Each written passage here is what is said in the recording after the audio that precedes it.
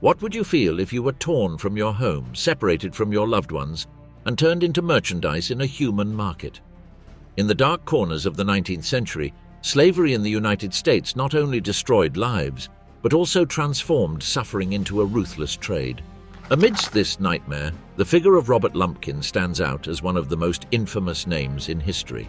His Lumpkin's jail in Richmond, a place where human beings were sold, tortured, and reduced to shadows of what they once were, became a symbol of absolute evil. In this scenario, cotton, dubbed the white gold of the South, built fortunes for landowners while thousands of enslaved individuals paid with blood and suffering the price of that wealth. Their lives, marked by subjugation and exploitation, reveal a reality that transcends generations and still resonates as a haunting echo in the collective memory. The Cotton Challenge, the destruction of freedom and the invention of misery.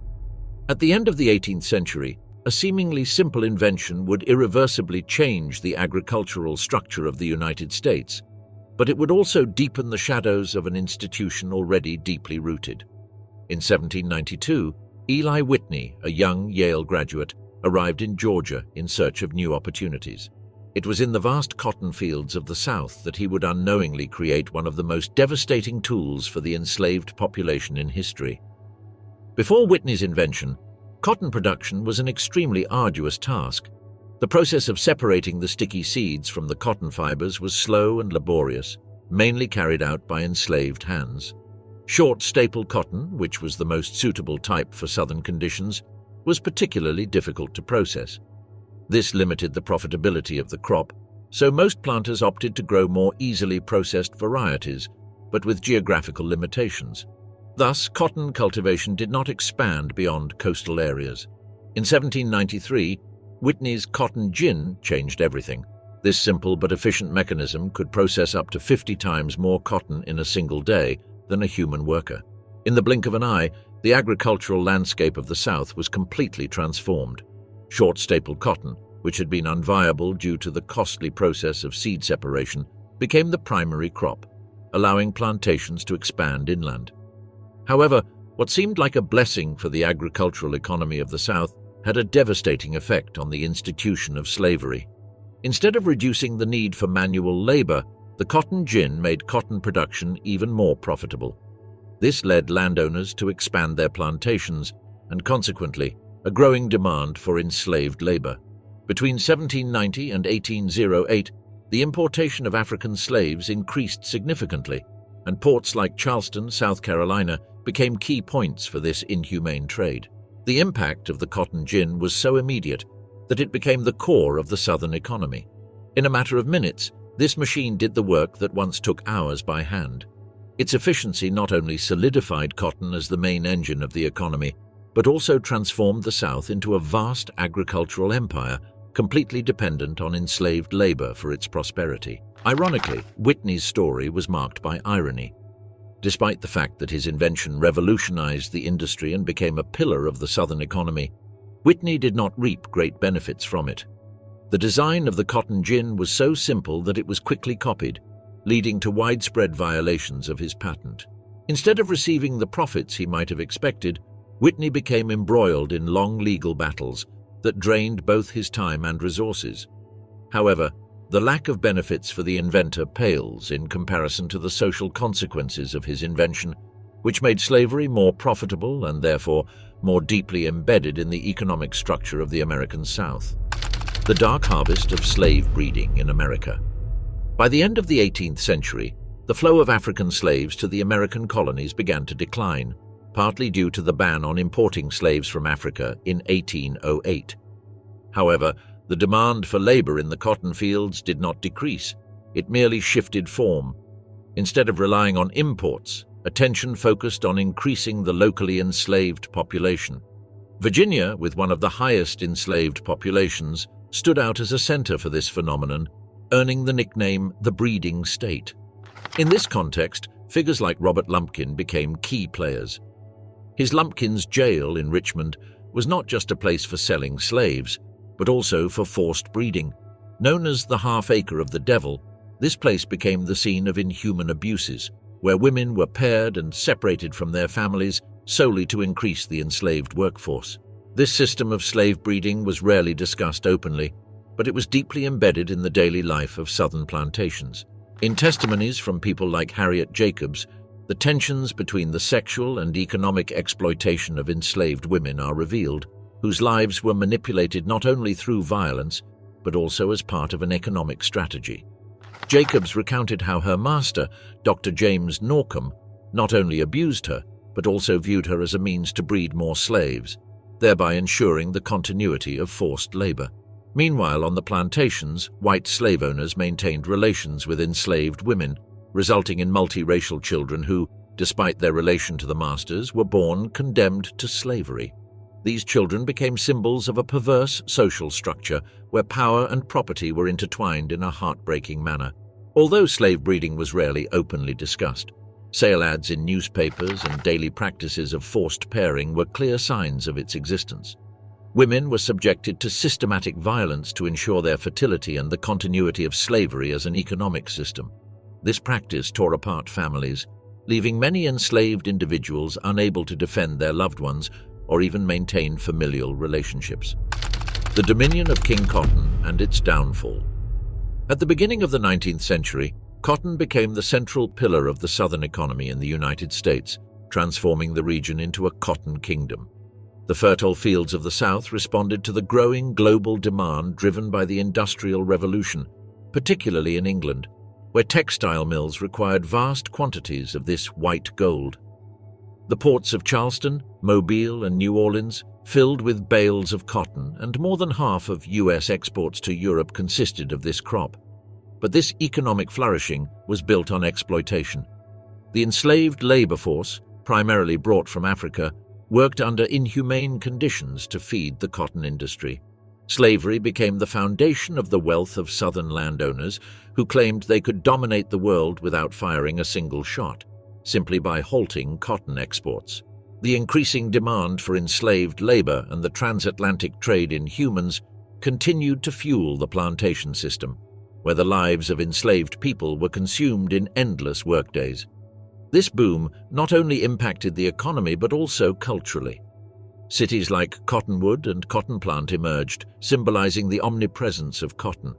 However, behind this prosperity lay the terrifying realities of those working the fields. The testimony of Solomon Northup, a free man kidnapped and sold into slavery, illustrates the horrific living conditions on cotton plantations. As the Civil War drew closer, the South's confidence in its cotton-based economy began to crumble. Although cotton had been king, its throne was now in danger. The exploitation and inequalities inherent in the plantation system would be challenged, marking the end of an era defined by cruelty and injustice.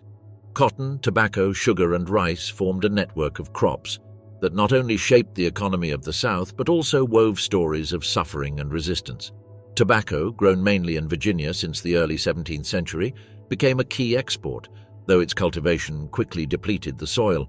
In contrast, sugar, cultivated in the Caribbean and Louisiana, represented an extremely lucrative but brutal crop. The high European demand for sugar laid bare the brutality of the system, with dangerously hazardous and often deadly working conditions on plantations.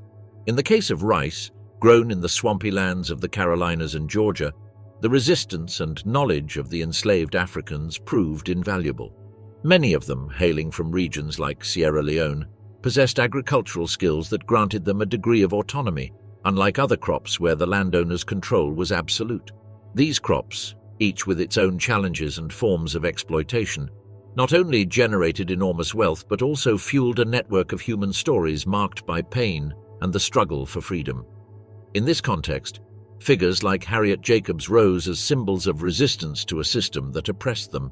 The South's dependence on slavery and its relationship with cotton became one of the main points of friction between the North and South of the United States. While the North industrialized and opposition to slavery grew, the South vehemently defended its system. Leaders like Senator John C. Calhoun argued that slavery was essential to the economy, while cotton was seen as invulnerable due to global demand, particularly in Great Britain. Tensions between the two sectors grew with laws like the Kansas-Nebraska Act of 1854, which allowed slavery to expand into new territories. The violence in Kansas, known as Bleeding Kansas, foreshadowed what was to come.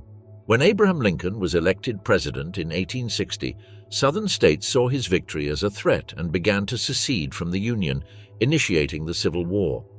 Although the South was confident in its economic dominance, the beginning of the war would prove that the Cotton Kingdom was nearing its end. Great Britain, although dependent on cotton, did not get involved in the conflict, as the North succeeded in redirecting Europe's demand toward other suppliers. Thus, cotton, which had been king, lost its throne, and with it, the foundation of an economic system that had maintained exploitation and inequality for generations. Under the cotton sun and the cultural resistance of the enslaved, under the relentless sun of the South, cotton fields stretched out like a white sea, marked by the endless workdays that defined the lives of the enslaved.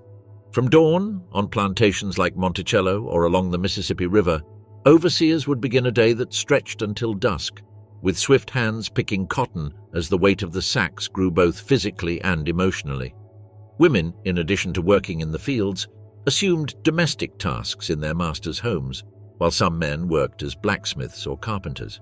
Despite the conditions of exploitation, the enslaved resisted in subtle ways, such as through spirituals, which contained coded messages for planning escapes. Although their nights were spent in cramped cabins, they shared what little they had, finding comfort in family and, on occasion, celebrations that evoked their African origins. Stories of resistance went beyond daily life.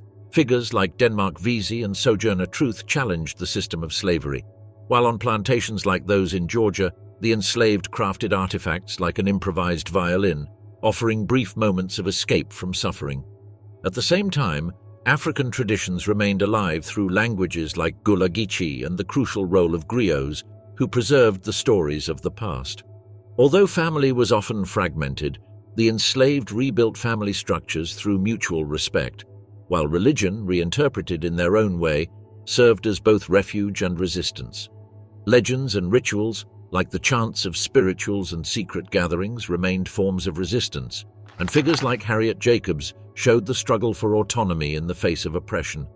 Among the stories of resistance, enslaved women played a fundamental role, not only in cotton picking but in creating forms of cultural resistance. Quilts, with their coded patterns, guided those seeking escape toward freedom, while herbalists, with their knowledge of plants, offered not just remedies but a form of spiritual resistance. Although women faced the brutality of exploitation and the constant fear of losing their children, they found moments of autonomy through secret rituals and spaces of creation, thus preserving their cultural and spiritual traditions, which became an ongoing act of resistance against oppression. Power in the plantation and whispers of resistance. In the plantations of the southern United States, such as Thomas Jefferson's Monticello or the Whitney Plantation in Louisiana, oppression of the enslaved was not only physical but deeply psychological. The grand mansions and cotton fields presented an appearance of prosperity, but behind this facade lay a system of total control over those considered property. The enslaved lived under constant surveillance, marked by the sound of chains and the threat of severe physical punishment. Iron collars used to punish fugitives or rebels were symbols of humiliation and control. These collars not only restricted their movement, but served as reminders of their captivity. The system of slave patrols, which began in South Carolina in the 18th century, spread throughout the South. Composed of armed men on horseback, these patrols aimed to prevent rebellions and capture runaway slaves. This constant surveillance created an atmosphere of fear and distrust, making the enslaved feel like prisoners in their own lives. In addition to physical surveillance, punishments were a method used to break their spirits. The whipping post, where enslaved people were publicly flogged, symbolized the brutality of the system. The scars from the whips were not just physical marks but symbols of resistance, as exemplified by the famous photograph of Gordon, an enslaved man whose back, scarred by whips, became a testament to cruelty. But oppression was not only manifested through physical violence. The separation of families was another devastating aspect of the slavery system. During auctions, the enslaved were sold far away from their loved ones, causing deep emotional suffering. This practice further dehumanized the enslaved, stripping them of their identity and family ties. The masters also used religion to justify slavery, preaching submission through a distorted interpretation of the Bible, teaching the enslaved to accept their fate without rebelling. However, resistance never disappeared. In 1831, Nat Turner led a rebellion in Virginia, driven by divine visions that called him to free his people. Although the rebellion was suppressed, it left a deep mark on history. Turner became a symbol of resistance, proving that the fight for freedom never extinguished, even in the face of the most extreme oppression. But resistance was not only evident in open rebellions. In the rice plantations of South Carolina, for example, the enslaved adopted more subtle tactics, such as slowing down their work pace, sabotaging tools, or pretending ignorance. These small acts of subversion were ways to challenge the system without needing a violent uprising. Resistance was also woven into the spiritual realm. In the damp nights of the Mississippi Delta, the enslaved shared stories of haints, ghosts, which not only kept overseers at a distance through superstitions, but also served as a form of psychological resistance. These beliefs offered a crack of emotional and spiritual freedom amidst oppression. The Underground Railroad became one of the most concrete routes to freedom. Harriet Tubman, one of its most celebrated heroines, guided hundreds of enslaved people to the north, risking her life on every mission. Tubman firmly believed that if more people knew they were slaves, they could have freed themselves earlier, reflecting her understanding of the power of awareness and knowledge in the struggle for freedom. The enslaved also employed ingenious tactics to communicate secretly. Quilts, which appeared to be simple household items, served as coded maps indicating safe or dangerous routes. Spiritual songs such as Steal Away or Wade in the Water contained hidden messages that guided fugitives during their escape. These acts of resistance, often silent and discreet, showed that the fight for freedom never ceased, even under the most difficult circumstances. Resistance was also reflected in everyday acts, such as poisoning the masters. Some enslaved people used this desperate tactic to challenge the absolute control of their oppressors. There are stories of overseers falling ill after consuming food prepared by the enslaved, representing a risky act of defiance against those who oppressed them. An emblematic example of resistance was the 1839 mutiny aboard the Amistad. A group of enslaved Africans took control of the ship and demanded to return to their homeland. This act not only highlighted the brutality of the slave trade, but also forced American society to confront its complicity in slavery. While the mutiny did not immediately change the slave system, it made clear that the enslaved were unwilling to accept their fate without a fight. Together, these acts of resistance, both big and small, visible and discreet, demonstrate the unceasing struggle of the enslaved for their freedom. Despite the total control exerted by the slavery system over their lives, the enslaved found ways to resist, from open rebellions to subtle acts of subversion. These stories, often forgotten or minimized, are a testament to the courage and determination of those who refused to be stripped of their humanity, fighting for a future where freedom, though distant, was always a possible dream. The divine dance of the oppressor and the oppressed.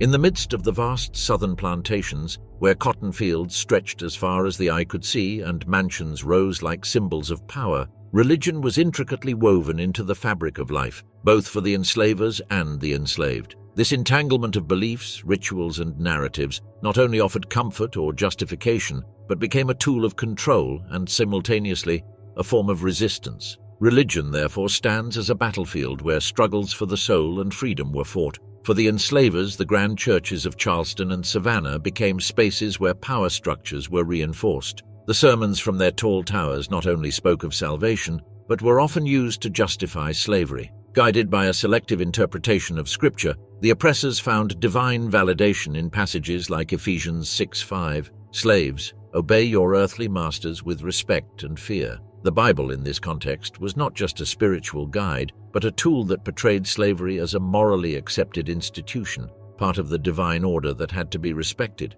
However, these same texts were used subversively by abolitionists like William Lloyd Garrison, who quoted passages like Galatians 3:28, "There is neither Jew nor Greek, slave nor free, male nor female, for you are all one in Christ Jesus." For Garrison, these verses not only challenged slavery, but proclaimed the equality of all people before God. In contrast, for the enslaved, religion was not simply an issue of conformity, but a form of spiritual resistance. On the plantations, the blending of African traditions with Christian teachings gave rise to a vibrant religious experience, full of emotion and resistance. The forests surrounding the plantations, bathed in moonlight, became clandestine churches where the enslaved gathered for comfort, strength, and, in some cases, inspiration for rebellion. Figures like Denmark Vesey, a freed slave in Charleston, used the Bible not only as a means of salvation but as a battle cry. Influenced by the story of the Israelites in Egypt, Vesey planned a rebellion in 1822,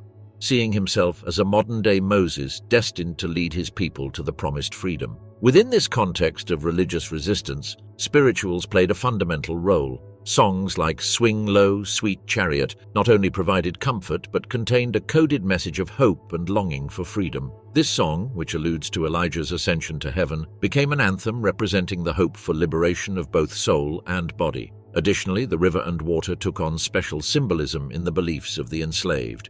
The act of baptism, held in secret ceremonies by the riverside, became a rite of spiritual rebirth and, at the same time, a form of purification from the trauma left by slavery. The song "Wade in the Water," beyond its religious connotations, provided practical advice. Walking through water to mislead tracking dogs, an act of resistance in itself. Religion also served as a communal gathering point. In the enslaved cabins, stories of African gods blended with Christian narratives, creating a rich folklore that allowed them to maintain a link to their cultural roots. These stories, passed down from generation to generation, were a form of cultural resistance, an act of preserving identity in the face of cultural erasure. Moreover, these tales provided comfort, strengthening the spirit and creating a sense of community in an environment marked by suffering. Among the most emblematic figures who fused their faith with the struggle for freedom was Sojourner Truth. Born Isabella Baumfree, Sojourner was an enslaved woman who, after gaining her freedom, became a passionate advocate for abolition and women's rights. Her famous speech, "Ain't I a Woman?", delivered in 1851, is not only a call for gender equality but a declaration of resistance. In her words, religious fervor and the desire for social justice merge, embodying the role of religion as a catalyst for change. The divine dance of the oppressor and the oppressed, then, manifests as a complex and multidimensional interaction between the two, where religion becomes both a tool of oppression and a means of resistance.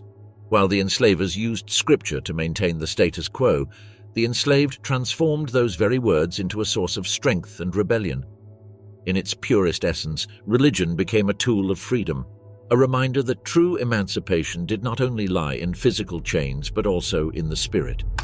The torrential silence of the internal slave routes of America.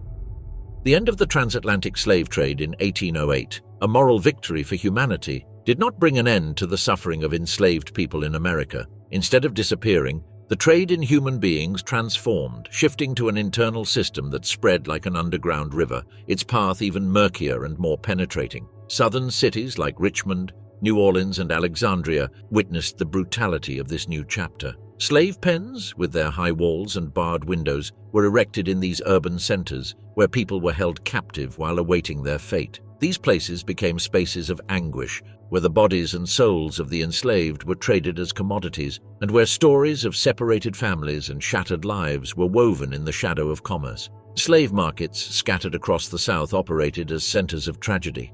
In places like the infamous Forks of the Road market in Natchez, Mississippi, the auctions of enslaved people became rituals of dehumanization. Families were often torn apart, children ripped from their mothers' arms, and the bodies of men and women exposed for sale were treated as mere objects. This internal trade, though less known than the transatlantic one, was equally cruel and devastating. The coffle, a chain that bound the enslaved in long lines, became a grim symbol of this practice. In these caravans, which moved by foot, wagons, or steamboats, people were forced to travel long distances, transported as merchandise. Isaac Franklin and John Armfield, two infamous names in the internal slave trade, orchestrated this macabre migration from the southern plantations to the deep south. Based in Alexandria, Virginia, Franklin and Armfield controlled the forced movement of thousands, sending them to distant markets where they would be sold. To ensure the enslaved appeared presentable for sale, traders resorted to cruel practices, such as forced feedings or the application of iron masks, which prevented the enslaved from communicating their escape intentions. Despite the oppression and despair, a form of resistance emerged along these internal routes. The Underground Railroad, a secret network of safe houses and clandestine routes, offered a glimmer of hope amidst the darkness.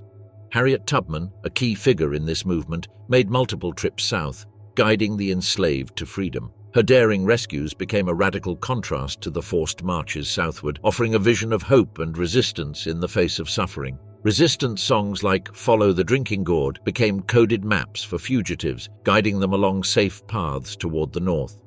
During this era of internal trade, Washington, D.C. became a critical center of slavery. In the very streets where laws proclaiming freedom were written, slave markets thrived. In an ironic twist of history, the pens that housed the enslaved were located in the same city that served as the nation's capital. British author Charles Dickens, during his visit in 1842, was astounded by the blatant contradiction of slavery in the heart of a nation that claimed to be the land of liberty. The internal trade not only affected the enslaved, but was also deeply integrated into the nation's capitalist economy.